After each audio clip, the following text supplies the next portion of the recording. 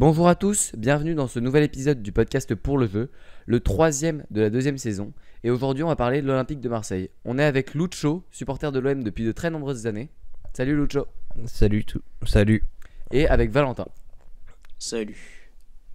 Donc, comme je l'ai dit dans l'introduction, on va déjà commencer par parler des résultats de l'OM depuis le début de la saison, de ce que veut faire André Villas-Boas et de son coup de gueule poussé sur les 3 derniers jours, ce qui s'est passé. On va parler des grosses affiches qui ont été plutôt bien jouées par l'OM, et puis du classement et de ce que peut espérer cette équipe au vu du classement du jeu de la Ligue 1 cette année. Et dans un deuxième temps, on ira sur le plus long terme, puisqu'on parlera du Champions Project dans son ensemble, des dernières saisons et de la possibilité du projet sur les 2-3 prochaines années. Ouais, on Donc parlera commence aussi directement. notamment de... Enfin, je te coupe la parole, mais on parlera de Ouais, non, l'année vas-y. prochaine, notamment où on va avoir des enjeux importants, parce qu'on va en parler notamment, mais il va avoir un besoin de vente je crois, 30 à 40 millions d'euros qui ne prennent pas en compte la potentielle qualification à la Ligue des Champions qui apporterait de l'argent. Donc ça va être un enjeu, même si l'OM se qualifie en Ligue des Champions, il va falloir vendre forcément, donc ça va être un enjeu pour l'été prochain, d'où le côté primordial de la qualif en Ligue des Champions cette saison, quoi. Ouais, c'est pour les aspects financiers aussi. Donc selon toi, déjà il faut qu'on revienne un peu sur le déroulement des événements. Valentin, est-ce que tu peux nous raconter un peu comment ça s'est passé sur ces derniers jours, ce qui s'est passé avec Villas-Boas? En gros, Villas-Boas a passé un mini coup de gueule en conf de presse parce qu'il y a eu l'annonce du recrutement d'un spécialiste des ventes en première ligue, donc qui naît de première ligue, et il a dit que c'était un poste qui était déjà rempli en gros par Zubizarreta, et qu'il voulait, en gros, il voulait que chacun reste à sa place, et que l'idée que tout le monde travaille ensemble, et que si je pense que je le pense aussi, mais en gros c'est si tu pars, je pars aussi, tous ensemble, c'est l'ensemble de la direction sportive, tout ça, enfin bon, voilà, en gros il était pas content qu'on recrute une personne comme ça, donc ça a créé des problèmes en interne, quoi. Ouais, parce qu'en fait, la logique de Villas-Boas, dans ce qu'il expliquait, c'est que t'as pas besoin en fait d'aller recruter un mec spécialisé dans la vente de joueurs, qui va un peu essayer de promouvoir certains profils dans des clubs anglais. À partir du moment où ton équipe joue bien, en fait, ça va mettre automatiquement en avant les joueurs de ton équipe, et à ce moment-là, t'as pas besoin d'un mec qui va promouvoir tes joueurs à l'étranger. Ça va se faire automatiquement, leur code va monter automatiquement finalement. Ouais, c'est vrai que c'est pas très. Enfin, ça fait pas preuve d'une grande confiance quand tu fais ça alors que tu as déjà un gars qui doit s'occuper normalement de ce genre de choses, et puis ça met le sportif un peu dans un second plan parce que normalement c'est par le sportif qui doivent gagner en côte les joueurs de l'OM. Et puis Ouais, mais ouais. le souci, c'est que Zubizarreta, en fait, il y a des rumeurs qui circulent autour de lui, c'est qu'en fait, pour les ventes de joueurs, il fait en sorte que les joueurs en fait s'occupent eux-mêmes de leur propre cas. Donc en gros, il dit à leurs agents, si vous voulez que le joueur parte, démerdez-vous pour trouver des clubs, quoi. C'est pas c'est Zubizarreta, il démarche pas des clubs en fait pour trouver des acheteurs pour les joueurs de l'OM. Donc ça pose évidemment problème, mais c'est aussi pour ça sûrement que Hero a pris l'initiative finalement d'embaucher cette personne supplémentaire. Ok, c'est bon à savoir, parce qu'on pouvait quand même se poser la question de l'utilité de recruter ce poste-là, surtout que c'est aussi un peu, pas douteux, mais je trouve ça un peu bizarre de recruter un spécialiste des ventes, alors que il est plutôt question de ces dernières années de développer sa cellule de recrutement et de mieux recruter, on va dire, parce que ça fonctionne bien cette saison, mais il y a quand même des gros échecs, quoi. Alors que beaucoup d'argent a été investi par McCourt finalement. Donc au lieu de remettre en cause la somme qu'on va tirer des ventes, il faudrait peut-être plutôt se concentrer sur le recrutement, je pense. Bah, le souci, c'est que c'est la première vraie saison en fait où on voit Zubizarreta à l'œuvre, parce que sous Garcia, en fait, c'est plus Garcia qui s'occupait du recrutement, et Zubizarreta proposait des joueurs, mais Garcia mettait son veto à chaque fois. On pourra en reparler plus tard dans le passif un peu du Champions Project. Mais dès le départ, en fait, il y a eu un gros malentendu parce qu'ils ont recruté le directeur sportif avant l'entraîneur pour au final après dire c'est l'entraîneur qui va faire les choix de recrutement. Donc au final, Zubizarreta avait un peu un poste fantôme. Ouais, c'est vrai, mais en plus de ça, il y a quand même quelques cas qui ont été mal gérés par la direction sportive de l'OM en général. Je pense notamment à Radonjnik, enfin excusez-moi pour la prononciation, mais le NR7 on va dire, où son recrutement, enfin je pense qu'il a été payé plus cher que ce qu'il valait, et c'était un peu bizarre de le recruter, il faisait pas l'unanimité, mais il a quand même été recruté, donc enfin ça je prends l'exemple de NR7, mais c'est valable pour plein d'autres joueurs recrutés par Marseille, encore plus douteux que NR7 ici.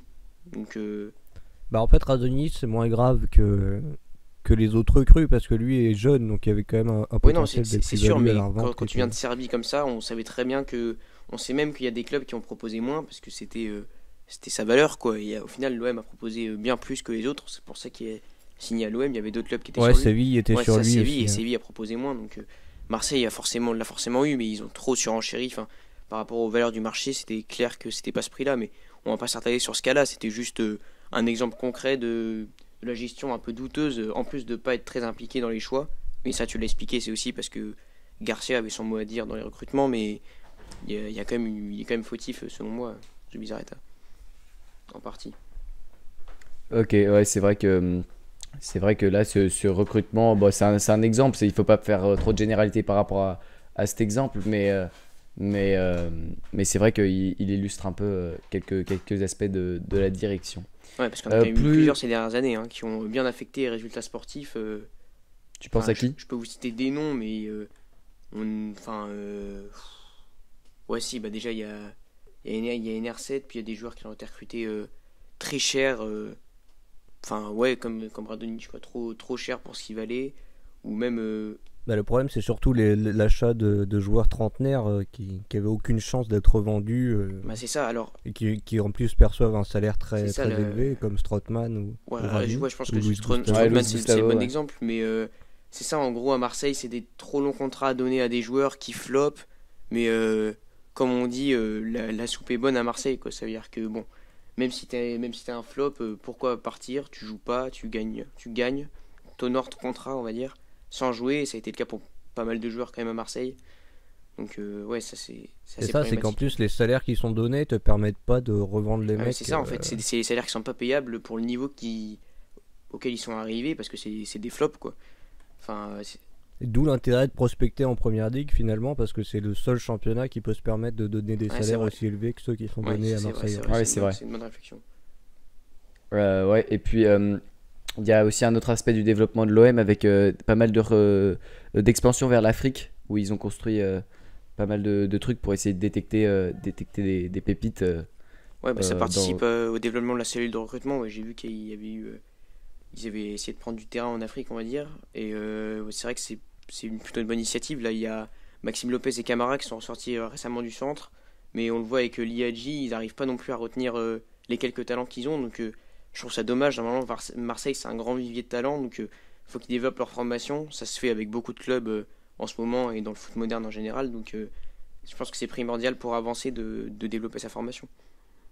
Ouais, je pense qu'ils vont dans le bon sens sur ce point-là, parce qu'ils ont développé beaucoup de partenariats avec les clubs de la région. Il faut Ouais. savoir que pendant longtemps, en fait, les joueurs du centre de formation de l'OM, en fait, ou qui pouvaient signer au centre de formation, étaient récupérés par d'autres équipes, soit en Ligue 1, soit par justement des plus petits clubs de la région.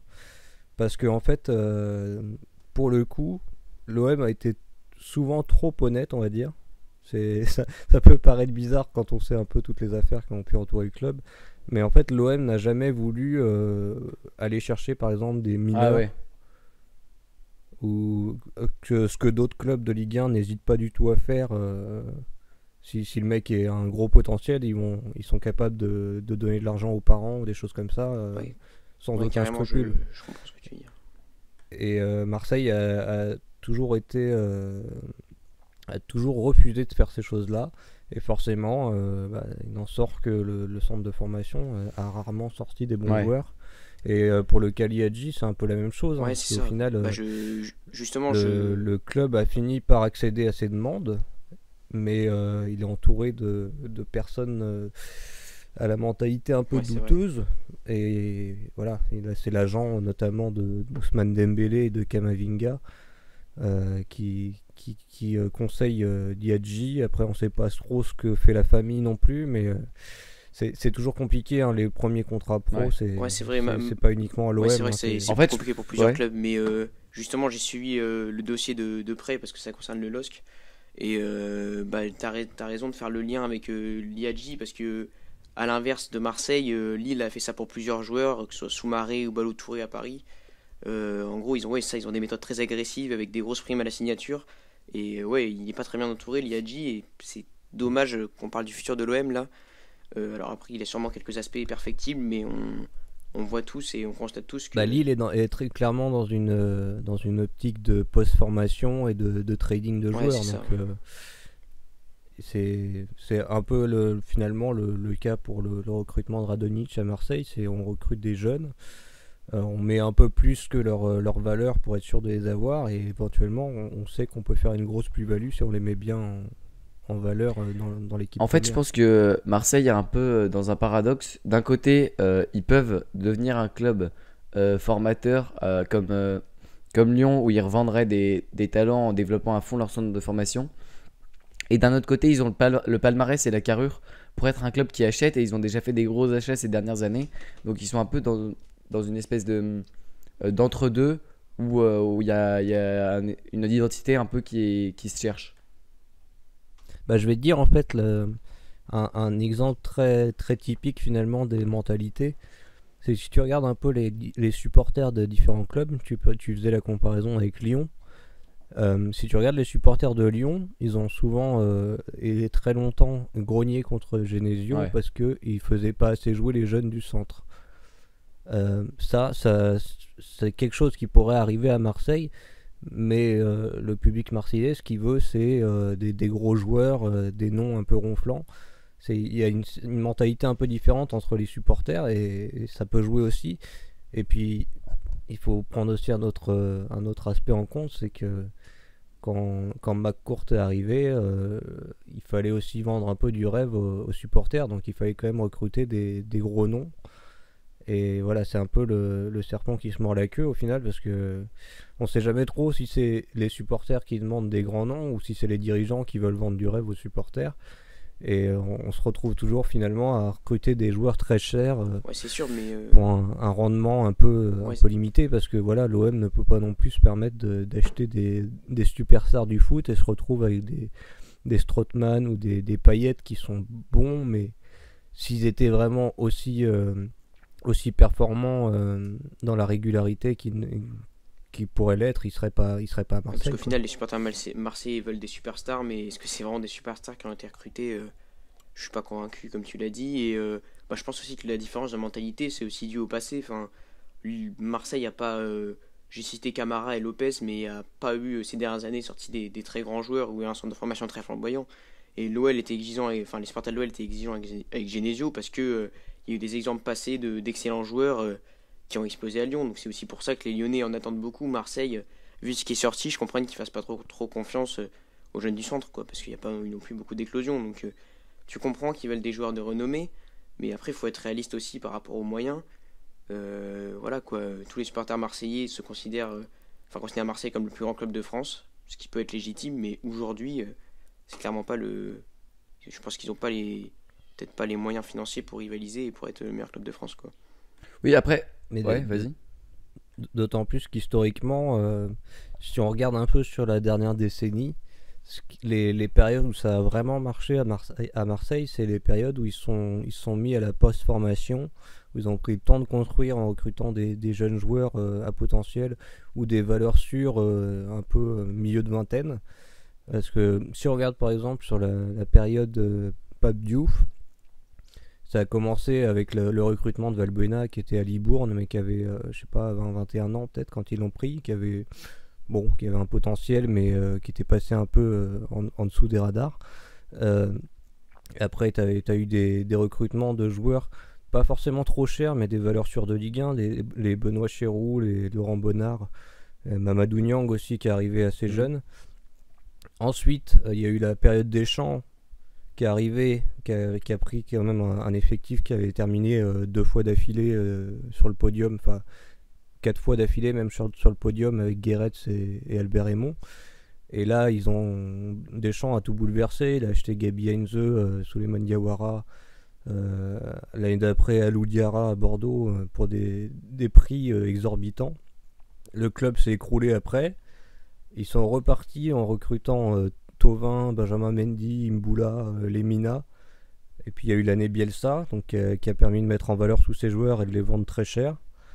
Et encore, on est reparti sur le Champions Project en rachetant des joueurs très chers avec des gros salaires, des trentenaires qui sont invendables. Et donc là, peut-être que finalement la solution, ce serait encore une fois de repartir sur un cycle avec des jeunes à fort potentiel et de les faire briller en équipe première, quoi. Ouais, je comprends. Après, on revient un peu sur... Ouais, vas-y. Juste, je te coupe, désolé, mais quand tu parles des trentenaires, il y en a quand même qui peuvent être des réussites, mais le problème c'est que le passé nous a montré que c'était plus des échecs et plus surpayés que ce qui mérite vraiment. Mais par exemple, Alvaro, cette saison, je pense que c'est globalement...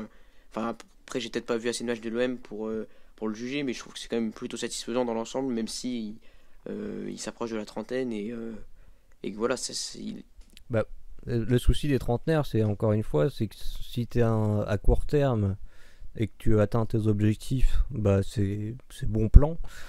Mais donc les objectifs, ça veut dire se qualifier en Ligue des Champions et toucher le pactole des 30 millions chaque année. Mais voilà, si tu vas pas en Ligue des Champions, bah, l'année d'après, tout de suite, financièrement, ça devient très très compliqué, quoi. Parce que voilà, plus les années passent et plus tes trentenaires, ils vont peu être compétitifs. Ouais, on revient sur un peu le jeu depuis le début de la saison. Est-ce que toi, cette année, Lucho, cette équipe de Marseille te séduit sur le terrain cette année? Ouais, clairement, parce que faut savoir qu'on part avec un effectif quasiment inchangé par rapport à la saison précédente, avec des joueurs qui nous sortaient par tous les orifices possibles et qui était, enfin voilà, une équipe qu'on n'arrivait plus à supporter du tout. Et en fait, il suffit d'un changement d'entraîneur. Trois recrues qui ont été très bien senties. Il y a quand même des recrues qui sont importantes et qui changent. Je suis d'accord quand tu dis qu'il y a des joueurs comme Amavi, par exemple, Damavi, par exemple, qui renaissent un peu et qui étaient très mauvais l'année dernière. Mais je pense que Rongier est très important dans les performances de l'OM notamment. Benedetto, ça a été pas mal aussi en début de saison. Donc il y a quand même des recrutements qui ont été bons et réussis. Ouais. Donc en recrutement en tout, on doit être dans les 30 millions pour 2 joueurs, plus Alvaro qui est prêté par Villarreal. Et 3 joueurs finalement, un défenseur, un milieu, un attaquant qui ont contribué finalement à être un peu la colonne vertébrale de l'équipe. Alors en plus il y a Mandanda qui s'est mis sérieusement au boulot cet été, qui est parti faire une cure d'amaigrissement encore une fois et qui se retrouve être très bon cette année. Chaït Assar qui prouve son potentiel, qui a eu beaucoup de mal l'année dernière mais qui revenait de la Coupe du Monde avec la Croatie, donc forcément il a un peu galéré, il n'a pas eu une préparation exemplaire l'année précédente et cette année il y a tout de suite une complicité avec Alvaro. Pour Alvaro il suffit de voir, hein, il y a les chiffres qu'il montre quand il est aligné. Je crois que l'OM est à plus de 2 points par match de moyenne, et quand il est pas là, bah on est à moins d'1 point, quoi. Donc en fait, la saison a mis un peu de temps à se lancer, parce qu'il y a la défaite contre Reims sur le premier match. Après, je crois qu'il y a eu un match nul à Nantes. Et en fait, c'est vers le match contre Montpellier, on a vraiment senti qu'il se passait quelque chose dans l'équipe. Le match contre Montpellier, ils font un partout. Ouais, il y a 2 cartons rouges. Ils finissent... ouais, voilà. Mais sur ce match-là, il y a un pressing très haut, beaucoup d'occasions. Et le 1 partout est finalement peu logique parce que l'OM fait un super match. Et en fait, sur ce match-là, on perd Payet sur 3-4 matchs de suspension, je crois. Alvaro aussi, je crois, qui est suspendu. Et on enchaîne du coup 3-4 matchs pas terribles. Et alors que l'équipe commençait à bien tourner. Et quand les deux reviennent, c'est là que la série d'invincibilité s'est lancée.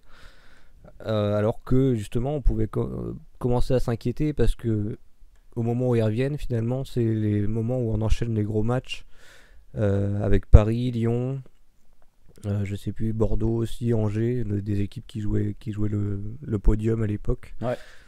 Et voilà, ce qui est finalement assez étonnant, c'est que par rapport aux saisons précédentes, la bascule s'est faite dans les matchs contre les grosses équipes. Ouais, bah, la transition est toute faite puisque on va parler de ces gros matchs.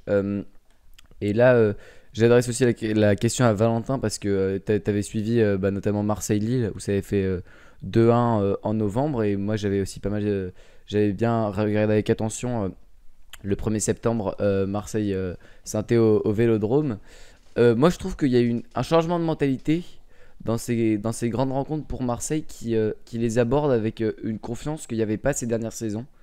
Je sais pas, t'en penses quoi? Ouais, enfin, moi je suis d'accord. Beaucoup d'observateurs l'ont remarqué parce que c'est assez flagrant.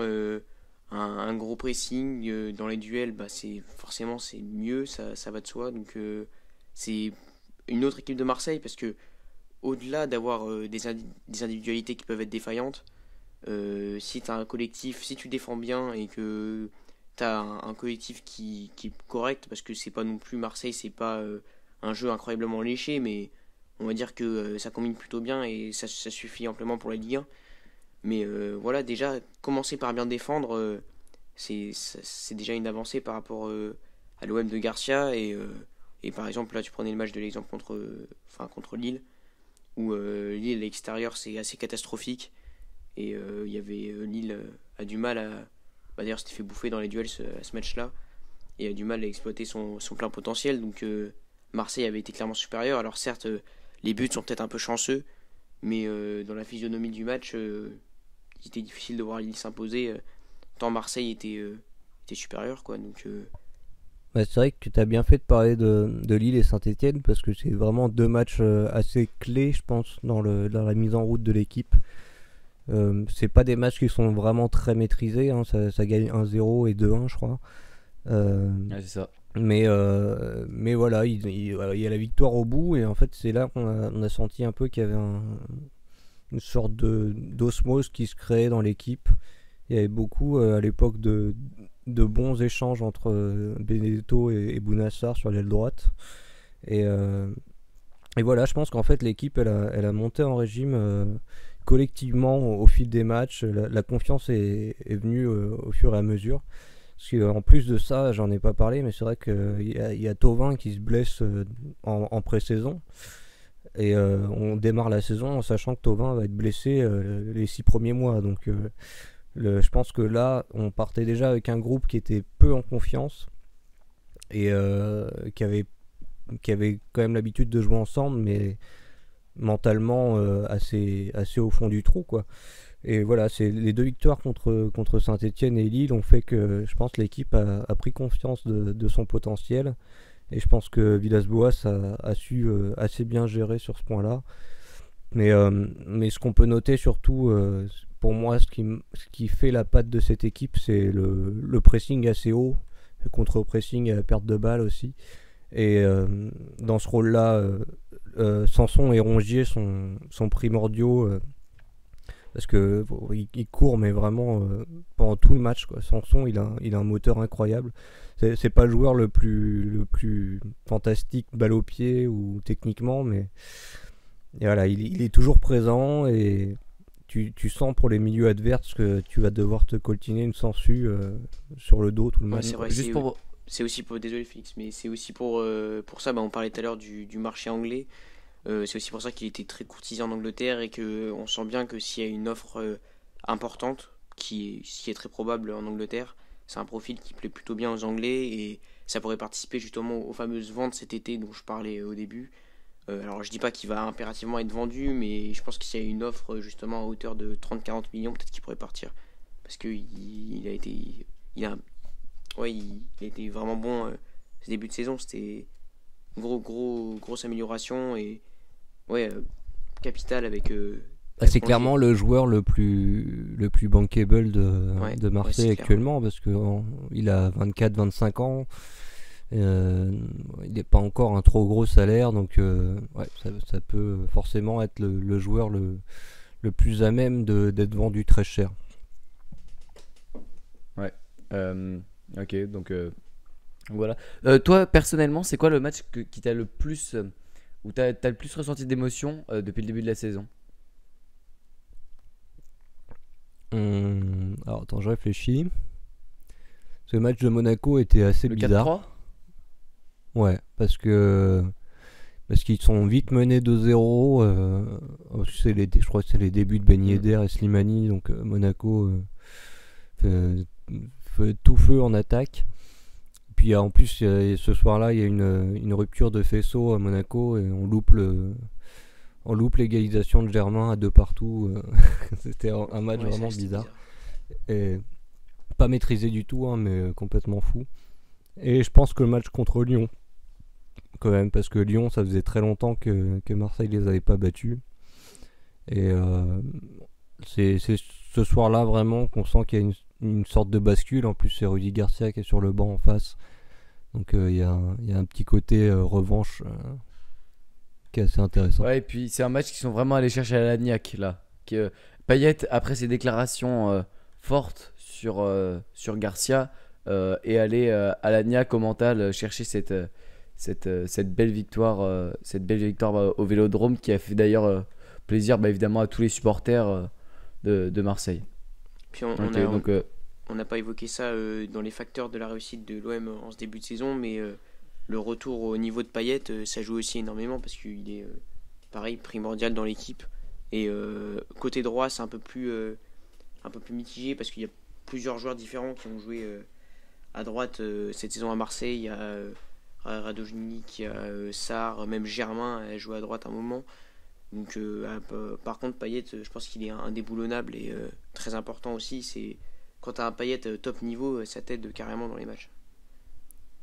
Ouais, quand t'as un Payet de top niveau, le problème c'est que Payet, je pense que tu sais, toi, si tu supportes Lille, c'est que il joue souvent 6 mois sur 2, quoi. Donc, Ah, ouais, c'est sûr que contre et Lyon, il était, il s'est donné, il a fait un énorme match, mais bon, des il fois, était à bloc. bah, c'est un top joueur en fait, mais il faut qu'il soit motivé, quoi. ouais, c'est sûr que s'il est régulier, enfin, il a souvent été régulier pendant sa carrière, donc c'est pas simple.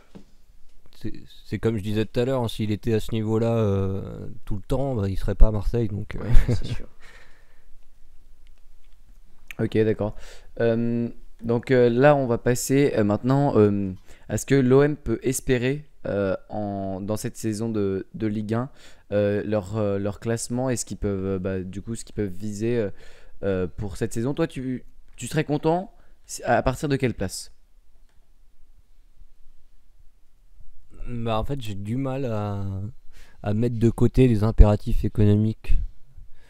Parce que. Et le pire en plus, c'est que je sais que si on va en Ligue des Champions, ça peut être aussi une catastrophe. Parce que ça va faire plus de matchs, donc il va falloir avoir un effectif plus conséquent. Et ça peut aussi tourner au n'importe quoi au niveau du mercato. Mais ouais, là pour le coup, faut vraiment aller chercher la Ligue des Champions. Parce que sans ça, le club, ça va vraiment être très compliqué financièrement. Donc en fait, il y a deux solutions possibles. Soit aller en Ligue des Champions qui permettrait d'avoir l'argent qui va avec et qui permettent de relancer un cycle positif. Soit rien du tout et on vend tout le monde et on repart de zéro. Donc moi je préférais quand même qu'on finisse deuxième. Troisième, parce que troisième c'est plus compliqué parce qu'il y a le tour préliminaire à jouer.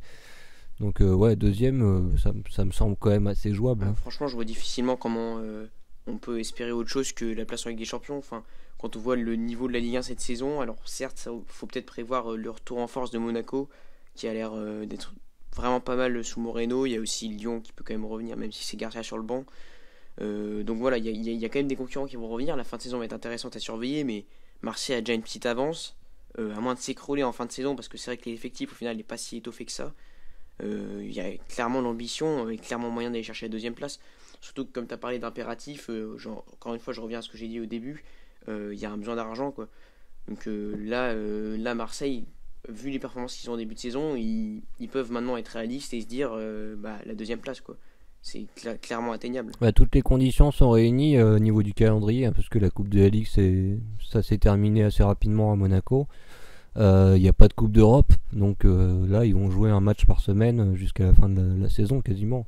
À moins d'un gros parcours en Coupe de France, ce que j'aimerais bien aussi, parce que la Coupe de France, c'est toujours une coupe à part. Mais voilà, dans l'ensemble, au niveau du calendrier, ils vont pas trop souffrir, hein. Rennes est aussi éliminé, donc ça va s'alléger pas mal pour eux. Le souci, c'est que Rennes, par contre, a un effectif beaucoup plus dense. Donc il va falloir faire des choix aussi, et ça va peut-être pas forcément être simple pour Stéphane. Donc Est-ce que tu ouais, considères... pour moi, les plus gros est-ce que- les plus gros concurrents, Ah c'est oui, Rennes voilà, et Monaco. j'allais te poser la comme tu question, l'as est-ce dit. que tu considères vraiment Rennes parce que Rennes aussi, on l'a vu qu'ils pouvaient facilement chuter. Bon, après, chuter, c'est un grand mot, mais... Bah, Rennes, c'est solide en fait. C'est ça qui est assez impressionnant, c'est que c'est très solide défensivement, et voilà, s'ils gagnent pas, ils vont toujours s'assurer pour avoir le match nul. Donc puis là, ils sont sur une série de victoires assez impressionnantes, parce que si on accepte le match contre Marseille.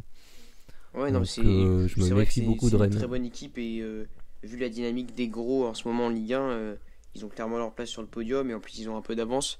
Mais moi franchement, je vois Rennes quand même, ça fait s'affaiblir en approchant des dernières journées, de la Ouais. 31e journée, Et quoi. puis, ce qu'il faut souligner aussi, c'est que Rennes, un peu comme l'OM, est au niveau d'Understat sur une grosse surperformance par rapport aux points et aux expected points. Ils sont à plus 9 et l'OM est à plus 8, donc un petit bémol à mettre ici, parce qu'il y a quand même une surperformance notable, même si elle n'est pas énorme comparée à ce que peuvent avoir, comparé c'est pas une énorme surperformance avec les autres clubs qui sont certains en sous-performance, par exemple Mais de Lyon. toute façon, Ouais, mais c'est un peu l'histoire de la Ligue 1 cette saison, c'est qu'en fait, il y a énormément d'équipes qui sont très proches. On le voit tous les week-ends, hein, tous les matchs sont hyper Ouais, c'est serrés. vrai. Et même au classement, il y a je sais pas combien il y a d'écart entre le 15e et le 5e. Ouais, le 15e c'est Mais, Saint-Etienne, ils ont 25 points, et le 5e c'est Lille, ils ont 31 points, 6 points d'écart.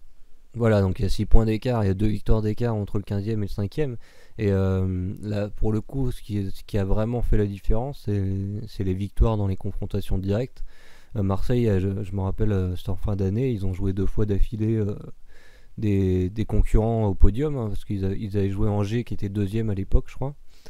Et ils sont allés gagner à Angers. Et après, ils jouaient Bordeaux qui était passé 3e aussi. Et ils ont battu Bordeaux après avoir été menés au score. Donc, contrairement aux années précédentes, ce qui fait la différence, c'est que Marseille bat ses concurrents directs. Et en fait, ce qu'ils peuvent espérer maintenant, c'est que finalement, ils prennent assez d'avance, comme l'avait fait Lille un peu l'année dernière. Suffisamment d'avance, genre 6-7 points qui tiennent régulièrement jusqu'à 10 journées de la fin. Et avec un peu de chance, les concurrents vont se bouffer entre eux, et personne va vraiment réussir à se rapprocher. Ok. Maintenant, on va revenir peut-être sur un match, donc le classique, où tu avais un point de vue sur ce match. Et donc, on rappelle qu'il y avait eu 4-0 au Parc des Princes. Tu voulais nous dire quelques mots sur ce qu'avait tenté Villas-Boas sur ce match?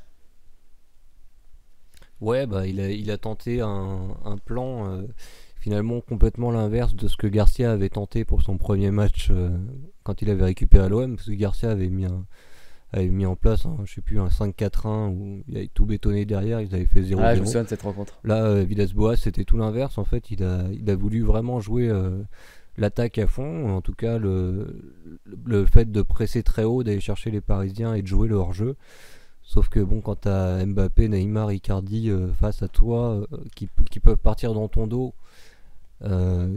faut déjà faire très attention. Alors en plus, si t'as Di Maria et Verratti qui peuvent les lancer, il vaut mieux les presser de près. Et c'est pas du tout ce qui s'est passé. Et je pense qu'à l'époque, l'équipe était pas encore prête collectivement et mentalement pour aborder un match contre Paris de cette façon-là.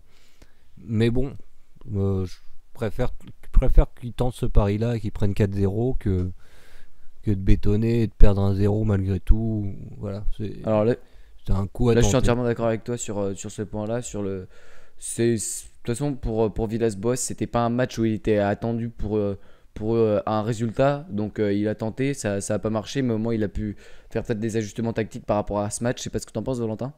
Non, mais enfin, c'est bien de tenter, mais moi je trouve ça limite un peu sabordé, je trouve ça même limite présomptueux.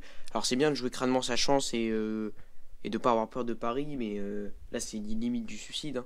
Parce que ce qu'il avance, Mais après, c'est une habitude de Tottenham aussi qu'avait pris, de Villas-Boas qu'il avait pris à Tottenham, où il avait pris des grosses branlées sur certains gros matchs aussi.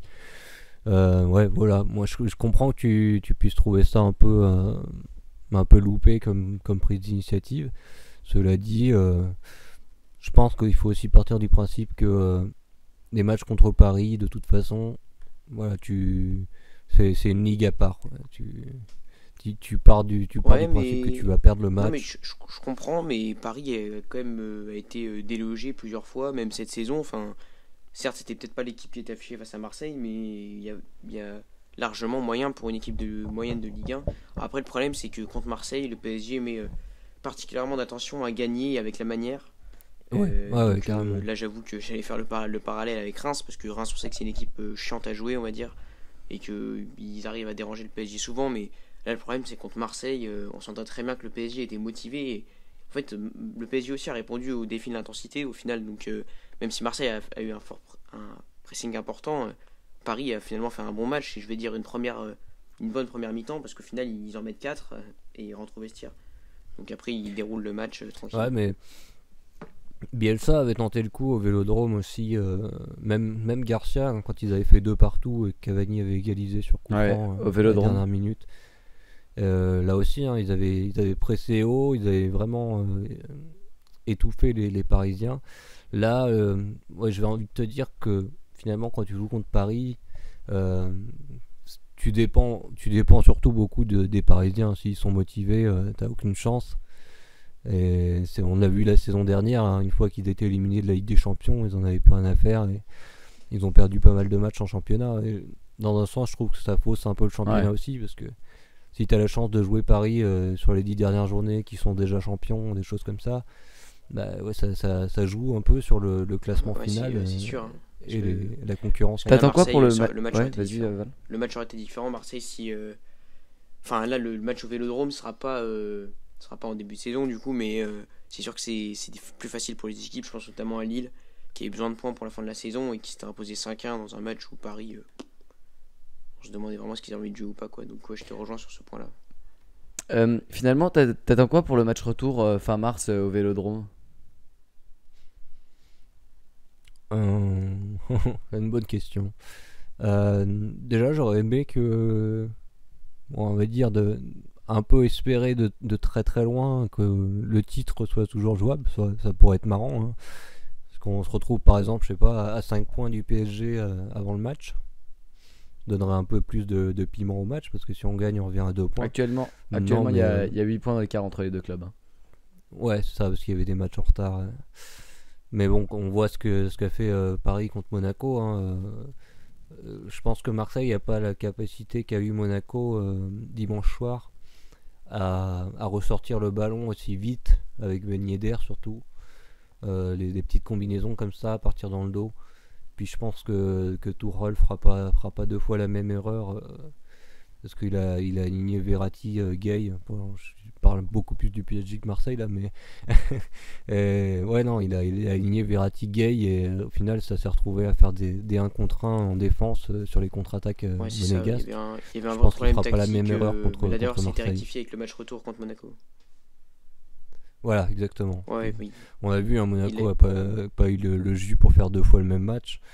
Ouais, Donc c'est ça. faut Puis, voir aussi, parce que il suffit que le match tombe, par exemple, une semaine d'après-match de Ligue des Champions. ouais, Bah, non, si c'est vrai, mais Paris, même Paris, je pense que Paris a quand même la profondeur. Si tu fais jouer Mbappé, même on l'a vu contre Monaco, Kouassi a pas fait un mauvais match. Et ça fonctionnait plutôt bien avec Gay. Mais ouais, dans tous les cas, Paris, c'était un contexte particulier parce que le 4-2-4 a tellement été digéré, on va dire, facilement avec des victoires amples contre Saint-Etienne notamment. Mais là, au final, on s'est rendu compte que le 4-2-4 avec Verratti Gay, c'était pas trop jouable, ou alors fallait vraiment que les ailiers soient impliqués défensivement. Mais bref, on va pas parler du PSG, on n'est pas là pour parler du PSG. Mais pour Marseille, ça va être compliqué quand même parce que dès que Paris, soit Paris est attendu et là, comme tu l'as dit, c'est presque impossible. Soit ils sont vexés comme ils l'ont été après le match nul face à Monaco et là derrière Monaco on a pris 4 quoi. Donc, Et tu voudrais quoi comme plan de Villas-Boas sur ce match-là à peu près? Bah, on change pas une équipe qui gagne, hein. On reste sur le 4-3-3. Avec un peu de chance, Thauvin sera revenu aussi. Bon, il revient d'une grosse blessure, donc il sera pas non plus techniquement au top niveau. Mais un Thauvin en plus quand même sur l'aile droite, en pendant de Payet avec Benedetto, ça peut aussi changer pas mal de choses. Ça peut être finalement la recrue du mercato hivernal. Hmm, pourquoi pas. Ok, donc on va passer à la deuxième grande partie de l'émission qui va essayer de prendre un peu plus de recul sur ce projet marseillais avec notamment le Champions Project, McCourt et toute la direction. Donc on va directement commencer en revenant, en faisant un petit retour en arrière. En 2016, il y a un gros changement quand même à l'OM puisqu'il y a McCourt donc qui reprend le contrôle du club. Est-ce que globalement pour toi, c'était une bonne chose pour l'OM ou pas cette reprise? Alors moi, il faut savoir, je fais pas partie des supporters qui souhaitent que le club soit racheté par un émir saoudien ou des choses comme ça pour concurrencer le PSG. Je suis pas du tout du genre à penser que voilà, le football c'est plus marrant quand t'achètes les meilleurs joueurs du monde. Mais j'étais un peu inquiet forcément parce que ce qu'on pouvait lire sur McCourt c'était pas forcément des choses très positives parce qu'il était propriétaire des Dodgers, équipe de baseball de Los Angeles avant. Et ce qu'on voyait en fait c'est qu'il avait profité au maximum d'être propriétaire du club pour en tirer le plus d'argent possible. Et sportivement ça a été une catastrophe. Donc ouais, plutôt inquiet. Et en même temps, bon, bah, de toute façon, on savait qu'on pouvait plus espérer grand chose avec Margarita ou Dreyfus et qu'il fallait un peu passer à autre chose. Et ouais, j'ai finalement été plutôt satisfait quand j'ai entendu Jacques-Henri Hérault pour la première fois s'exprimer. L'impression qu'il y avait un projet assez cohérent qui allait être mis en place avec l'accent mis sur la formation et voilà sur le déploiement un peu du scouting sur la région. Et finalement bah, ça s'est assez mal goupillé. Il y a eu beaucoup de mauvaise communication, ou en tout cas de communication très mal gérée.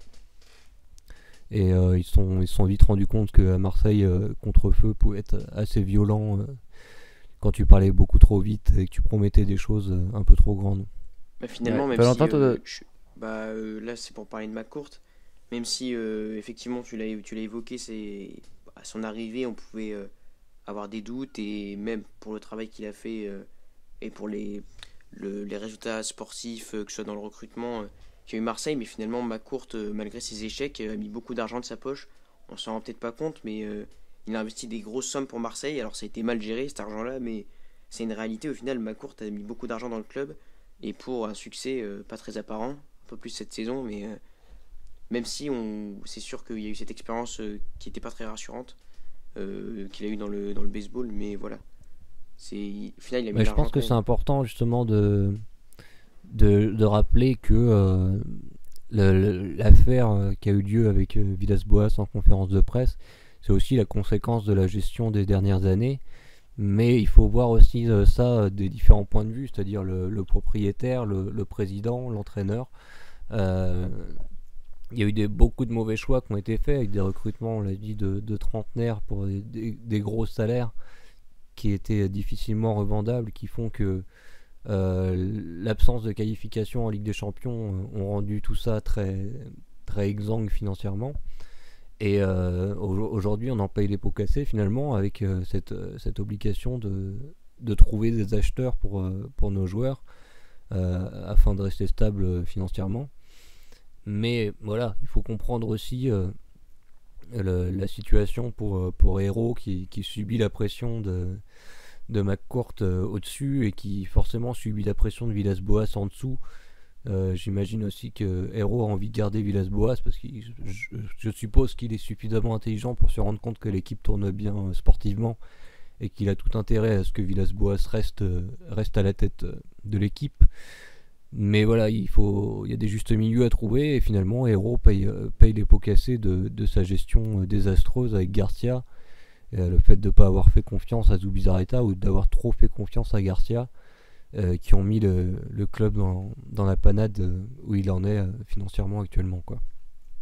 Ok, d'accord. Donc sur les dernières saisons depuis l'arrivée de McCourt, donc l'OM a fini 5e, 4e et 5e la saison dernière, avec l'expérience en Europa League de 2018 contre l'Atlético notamment. Euh, quand il y a cette finale d'Europa League, est-ce que tu pensais qu'il y allait avoir la saison d'après un vrai coup de fouet et que toute l'équipe allait être ultra motivée pour essayer d'arracher autre chose? Ou alors est-ce que tu savais que c'était passager et que le bon jeu, ça allait être compliqué de le maintenir comme ça? Bah en fait, ça dépend surtout beaucoup de ce qui se passe l'été d'après. Euh, Cette saison-là, on l'a fini clairement sur les rotules parce qu'en plus après il y avait la Coupe du Monde, il y a Payet qui se blesse en finale de l'Europa League et qui loupe la Coupe du Monde à cause de ça. Même si je sais pas s'il aurait été dans le groupe, mais il aurait pu. Et d'ailleurs l'équipe loupe la Ligue des Champions aussi en fin de saison à cause de ce parcours en Ligue Europa. Il y a le match à Guingamp où Marseille mène 3-1 assez rapidement et fait 3 partout, et c'est là qu'ils perdent leurs espoirs de podium. Et ouais, l'été d'après, bon, il y a l'arrivée de Radonjic et de Chalet-Tassar, bah, qui se sont avérés finalement être des bonnes recrues aujourd'hui. Mais je sais pas, il y a pas eu de. Déjà à l'époque, on a senti que financièrement, il y avait des complications. Mitroglou était déjà là depuis un an, ça marchait pas, il manquait toujours un attaquant. Et finalement, personne n'est arrivé, hein, parce qu'on a eu Germain, Mitroglou et NJ pendant une saison de plus. Et ouais, il y a eu l'arrivée de Strootman qui a été payé très cher. On espérait un peu que Strootman arrive et qu'il trouve son jeu d'avant ses blessures à la Roma, mais ça n'a pas du tout été le cas. Et puis voilà, l'équipe a coulé mentalement au fil de la saison et tout le monde a un peu lâché prise. Et la gestion de Garcia, ça a été assez déplorable. Et je pense que le courant ne passait plus du tout avec les joueurs. Et déjà à la mi-saison, c'était complètement cramé. Il y avait plus rien à espérer, quoi. Donc ouais, je vais pas tout mettre sur la faute de Garcia non plus, mais je considère responsable de beaucoup de choses dans le mauvais fonctionnement du club les 2 dernières Et en saisons. plus de ça, pour la saison dernière, il y a eu quand même, je sais pas si Marseille s'est vu trop beau, mais il y avait une nette surperformance l'année de l'Europa League, là où déjà ça demandait une énorme débauche d'énergie, ce qui est pas simple, ce qui est pas simple sur toute une saison, surtout pour un effectif pas très étoffé. Et ouais, c'est ça, il y avait quand même une grosse surperformance dans ce qu'était capable de proposer l'OM, notamment dans ces matchs d'Europa League où c'était toujours assez fou. Donc ça les a fait un peu redescendre sur terre malheureusement la saison dernière où bon, c'est sûr qu'avec Garcia aux commandes, même si moi non plus je veux pas tout rejeter sur Garcia, mais quand on voit ce qu'arrive à faire Villas-Boas, bon, ça met en perspective. Ouais, bah après, je pense que quand t'es entraîneur, si t'es un bon entraîneur, finalement, c'est bien aussi d'arriver dans un club où le groupe est moralement très bas et que tu peux imposer tes méthodes. On n'en a pas parlé, mais Villas-Boas a une méthode très particulière. Je sais plus comment ça s'appelle exactement, mais en gros c'est un plan d'entraînement sur la saison progressif.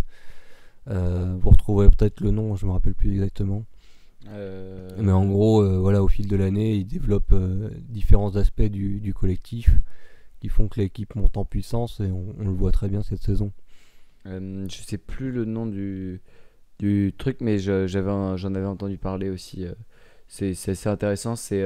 Notamment là, on peut faire un parallèle. Il y avait un préparateur physique au Real aussi, sur les saisons où ils ont enchaîné la Ligue des Champions, qui les préparait avec des intensités physiques très dures pendant l'été, pour qu'ils soient en fait à leur pic de performance exactement au moment des demi, quarts et finales de Ligue des Champions. Ouais, mais ça c'est une base dans les gros clubs, ouais. Et ça avait particulièrement marqué au Real. Et donc, d'accord, donc Villas-Boas essaie d'implémenter ça. Et bah, ça peut être intéressant parce que s'il y a une montée en puissance de l'équipe et qu'ils arrivent à encore mieux faire qu'actuellement, avec le retour de Thauvin, ça donne des beaux espoirs pour la fin de saison, comme on l'a dit, avec notamment le niveau de la Ligue 1. Après, ça reste Marseille. On sait que une série de matchs un peu ratés ou de défaites, et ça peut commencer à gronder et partir en Bah, je suis cacahuète. d'accord, mais je Et trouve que dans le. ou la conférence de presse aussi là qui fait que bon, ça peut. Bon, apparemment, ça n'a pas eu d'effet sur le vestiaire. Les joueurs ont été interrogés après la conférence et tout le monde s'en fout un peu globalement. Donc si c'est ça, tant mieux, hein. Ouais, mais je comprends que tu fasses un lien avec le Marseille de ces dernières années, mais moi je trouve qu'il y a vraiment du différent, quoi. Je suis vraiment pas sûr que Marseille craque mentalement. Je trouve que c'est une autre équipe. Je sais pas si c'est dû à Villas-Boas, mais je suis pas sûr comme j'ai dit, qu'ils craquent complètement et que là, on l'a vu dans des matchs qu'ils arrivent à. Ça faisait longtemps qu'on n'avait pas eu Marseille réussir à être mauvais, mais à tenir cette victoire par un but ou à jouer mal mais gagner, c'est déjà arrivé, mais à tenir les scores comme ça, c'est une maîtrise de Marseille que j'ai pas eu depuis un moment. Donc, Ouais, tu sens que mentalement, ouais, c'est même sûr. collectivement, il y a une force qui se dégage de ce groupe, quoi. Ok. Et pour revenir vite fait sur l'Europa League, on reste quand même des supporters et malgré tout, ça a été de belles émotions aussi, faut pas l'oublier. Ouais, c'est vrai qu'il y avait eu des beaux matchs Salzbourg, des rencontres qui avaient fait un peu, qui avaient fait vibrer le Vélodrome. Et puis on va passer à la question d'ouverture, ce qui sera probablement la dernière question de cette émission. Qu'est-ce que t'attends? Et c'est une question très ouverte. Qu'est-ce que t'attends de l'OM ces prochaines saisons? J'en parlais un peu tout à l'heure, justement, moi je suis toujours plutôt dans ce football moderne, partant du principe que ce qui marche au final, c'est plutôt le trading de joueurs, ou en tout cas le fait d'acheter des jeunes à potentiel et d'essayer de les garder s'ils fonctionnent bien et de les revendre à un prix assez élevé. Et j'ai un peu l'impression que c'est ça aujourd'hui qui marche. Mais voilà, je pense qu'avec avec le profil de Zubizarreta, j'ai l'impression que on l'a pas trop vu les saisons précédentes, mais je pense qu'il est quand même capable d'aller dénicher des bons joueurs. Et moi, j'aimerais bien qu'on débarrasse au fur et à mesure des trentenaires. Déjà, la priorité peut-être pour l'été prochain, ça va être, ou pour l'été d'après en tout cas, ça va être de recruter un nouveau gardien qui puisse être titulaire assez rapidement, parce que Mandanda, il a quoi, 34 ans maintenant, je pense. Donc il va falloir pallier à ça. Mais il y a quand même une base de jeunes assez intéressante, hein, parce que Chaitassar, Camara, ils ont 21 et 20 ans tous les deux. Amavi, il est encore assez jeune. Bon, Sakai commence à être assez âgé, mais pareil, Sanson, Rongier, c'est jeune. Donc voilà, remplacer progressivement les trentenaires, avoir une équipe assez jeune, mais à potentiel. Et puis, je pense que c'est comme ça qu'on a des groupes de joueurs attachants qui font qu'on a envie de les supporter et qui progressent ensemble. Et puis voilà, quoi, l'équipe joue bien. Donc l'idéal, c'est avoir un bon coach et des jeunes joueurs qui ont envie de progresser ensemble, quoi. Ok, Ok. d'accord. Juste Euh, pour et- rebondir, Félix, désolé, je te coupe la parole, mais tu as parlé du modèle du trading. C'est sûr que, notamment par Lille et Monaco, ça a un peu donné la leçon au club de Ligue 1 sur la gestion qu'il faudra avoir pour être, pour, on va dire, prospère économiquement et en plus avoir des résultats. Mais c'est pas si simple, c'est pas Ouais, si je simple, pense que c'est un peu à c'est pas si outrance quand simple, même, Lille et mais Monaco. voilà, Mais c'est pas si simple que ça. Après, c'est assez complexe comme notion et on va dire, c'est assez, on peut considérer ça de manière multiple parce que il y a le trading de Monaco et de Lille sous Luis Campos où c'est vraiment extrême, quoi. Là, tu parlais d'affect avec les joueurs qui créent un groupe solide. Lille, c'est vraiment le vendre le plus vite possible, quoi. Donc et ouais. l'affect, moi je suis supporter lillois, je le perds complètement, quoi. Je prends l'exemple de Léao, il fait Mais quoi, 6 bons mois avec le LOSC, il part, quoi. Sans exagérer, t'as pas le temps de créer cette relation dont tu parlais. Et Marseille peut faire du trading un peu, pas aussi radical que sous Luis Campos, mais par exemple avec le recrutement de Rongier qui est plutôt jeune et qui pourra s'inscrire à Marseille, à mon avis, durant plusieurs années s'il n'est pas vendu. Mais le trading, comme le fait Lille et Monaco, c'est compliqué quoi. Parce qu'il faut un mec avec une cellule de Moi, je recrutement comme pense que Campos. Et or, à Marseille, c'est pas si simple. En fait, on parle de ce modèle comme ce qui se fait de mieux et ce qui se marche le mieux en ce moment dans le football moderne. Mais il faut avoir les hommes pour quoi. Et c'est pas simple du tout. C'est un ouais. risque énorme ce que fait Ouais, Campos. mais du coup, Il y a plein de confiance sur ses je rebondis sur ce que tu dis. Je parlais tout à l'heure aussi du fait que l'OM, dans les années.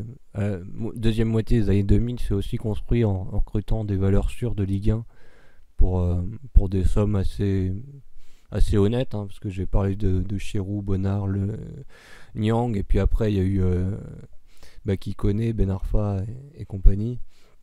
Je pense qu'en fait on sous-estime beaucoup le recrutement de joueurs qui sont à 26-27 ans, qui sont en Ligue 1 depuis très longtemps, qui ont l'habitude de ce championnat et qui jouent dans des petits moyens clubs et qui peuvent finalement passer un palier en arrivant dans un plus gros club. Pour moi, c'est ce que fait Rennes, c'est ce qu'a fait Saint-Etienne à une époque aussi. Et je pense que c'est pas des noms ronflants qui font forcément rêver les supporters, mais je pense que c'est une stratégie aussi qui est énormément sous-estimée par Ouais, je suis beaucoup de d'accord clubs. et je fais le lien directement encore une fois avec le LOSC où moi forcément le recrutement de Benjamin André a un peu étonné notamment Ouais, dans le exactement. cadre de la politique du LOSC où on voit un joueur de 29 ans arriver qui est payé je crois aux alentours de 10 millions donc on se dit bon c'est pas ça paraît étrange mais finalement c'est sûr qu'on en oublie même les recrues qui vont nous assurer une quasi garantie dès qu'on les recrute pas besoin d'adaptation etc. Et André l'a montré, il rend de très bons services depuis le début de la saison. C'est un peu plus compliqué en ce moment, mais pour rester dans la globalité, c'est des valeurs sûres. Et c'est sûr qu'on néglige un peu. Il n'y a pas que deux extrêmes, le trading et la formation. Mais c'est sûr qu'on peut travailler intelligemment en recrutant des joueurs de Ligue 1 qui connaissent bien le championnat et qui nous offreront des performances peut-être pas L'autre à un plafond incroyable, mais sûr quoi, garanti. l'autre problème de la stratégie de trading, c'est quand même tu mises beaucoup sur ton directeur sportif. Lille a eu Ouais, c'est ce que je disais. du Ils ont eu la chance d'avoir Campos, mais bon. Ouais, c'est une grosse chance d'avoir donc le portugais, mais quand tu as cette stratégie, tu peux vite te le faire piquer par des grosses écuries. Et donc, faut aussi se dire que c'est basé quand même sur un homme au centre du projet. Est-ce que vous voulez. Ouais, et Ouais, puis, pardon, il y a aussi le fait qu'il y a beaucoup d'autres clubs qui sont sur cette logique-là. On pense à Leipzig ou Salzbourg qui sont dans l'achat justement, qui prospectent pas mal en Ligue 1 et qui achètent des jeunes autour des 5-10 millions. Et voilà, donc il y a aussi beaucoup de concurrence. Donc tu es obligé de mettre encore un peu plus d'argent et au final le trading peut vite s'avérer assez infructueux Mais en fait. Leipzig, c'est. Enfin, je sais pas, je dirais pas que c'est différent, mais le club a été structuré de manière à développer cette politique-là et ils ont des cellules de recrutement tellement développées que je dirais pas que c'est un vivier sans fin, mais ils arrivent toujours à avoir des ressources dans tous les championnats, partout. Donc eux, ils ont été vraiment, on va dire, conçus parce que je peux clairement le dire, vu les Ouais, mais dates de la base création aussi c'est Nagelsmann Ouais, Nagelsmann est un excellent qui a coach, implanté mais aussi ça, un système c'est de sûr, mais ça jeu fonctionnait bien aussi. qui permet de mettre en Ça valeur les fonctionnait bien joueurs, quoi. aussi sans Nagelsmann l'année dernière ou il y a 2 ans. Alors Nagelsmann va sublimer l'équipe parce qu'il y a des joueurs talentueux, parce que c'est un excellent coach, mais ça fonctionne aussi à Salzbourg alors qu'on n'a pas de technicien de grande renommée. Mais voilà, en gros, Salzbourg et Leipzig, c'est des clubs qui ont été, on va dire, conçus par le groupe Red Bull pour développer cette méthode-là. Donc c'est sûr qu'il faut Mais avoir des voilà, c'est compétences, pour quoi. préciser ce que je disais tout à l'heure, c'est que si tu veux faire du trading de joueurs, il faut quand même qu'à la base tu aies un coach qui soit capable de faire jouer ces joueurs Aussi, ensemble ouais. et de fait avoir des résultats et collectivement finalement d'avoir une osmose collective qui fait que les individualités vont être mises en valeur et tu vas pouvoir les revendre plus cher. Ouais, c'est vrai. très intéressant. Est-ce que vous voulez rajouter des choses sur ce qu'on a dit depuis le début, des petites remarques ou des choses, ou on a fait le tour? J'ai rien qui me vienne pour le moment. Ok. Bon bah merci beaucoup Lucho pour cette super conversation avec un vrai supporter de l'OM depuis de nombreuses années. C'était vraiment super. On a appris plein de choses et je pense que les auditeurs seront très contents d'avoir ce contenu parce que c'est la première fois qu'on prend un supporter d'une équipe en tant que personne partiale qui va donner son avis sur la gestion, le jeu et tout. Et ton point de vue de connaisseur depuis de nombreuses années nous a apporté beaucoup de choses, c'était très intéressant. Et tu as notamment cité des noms dans le recrutement que une personne même qui connaît bien le football français pourrait jamais citer. Et c'est aussi ça la valeur d'un supporter de suivre tous les matchs, tous les transferts. Et donc c'est super intéressant de t'avoir. Donc merci beaucoup Lucho. Bah, merci à vous pour l'invitation. Hop. Merci. Merci à tous d'avoir écouté ce podcast jusqu'à la fin avec ce supporter marseillais très intéressant. Merci encore à toi Lucho.